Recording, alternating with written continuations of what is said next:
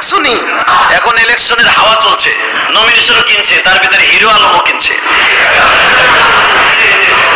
নমিনেশনের ইজ্জত মান সব শেষ করছে।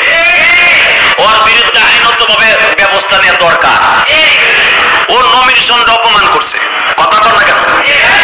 মুসলমানের পোলা, নমিনেশন এমন একটা জিনিস আমি মনে করি, আমি সদরউদ্দিন, বদরুদ্দিন, আমি ইলিয়াসউদ্দিন, আমি ইলিয়াসুর রহমান জিহাদি, নমিনেশন কিনলেই আমার ইনে মানুষে হাইলাইট করবে, আমার ইনে মানুষ দামি মনে করবে না। নমিনেশন আমার মসজিদের সভাপতিও কিনতে পারে, ওই রিক্সা চালকও কিনতে পারে, কিন্তু নমিনেশন কেনার নিয়ত করা যায়, কিন্তু সবার কাছে বিক্রি করা যায় না। কেন হিরো আলম কিনছে আমি জানি না, তবে হিরো আলম কিনে আমার সংসদ দেশে অপমান করছে।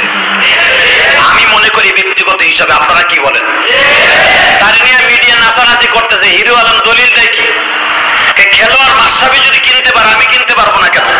আরে মমতাজের কথা বাদ দাও, হিরো আলমের মতো একটা মানুষ সে যদি নমিনেশন কিনা, আমি মনে করি নমিনেশনকে অপমান করছে। আপনি কি মনে করেন অপমান করে নাই?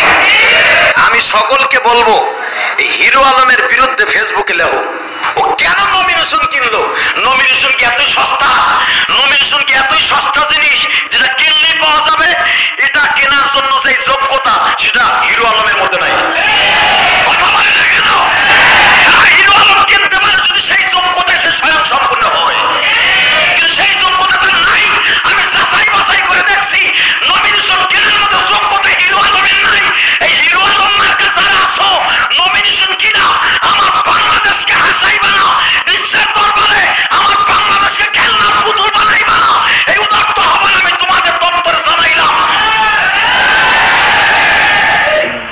এর ফেসবুকের মধ্যে প্রতিবাদ করো, বুঝুন এই বছর কিনছে, ভবিষ্যতে যেন হিরো আলম মার্কা কেউ আর কিনতে না পারে। কারণ জনগণ নিয়ে সরকার, ঠিক না? ঠিক, জনগণ নিয়ে যদি সরকার হয়, তাহলে আমরা প্রতিবাদ করলাম যে হিরো আলম মার্কা লোক, ওই গায়িকা মার্কা লোক সে কিনতে পারবে না।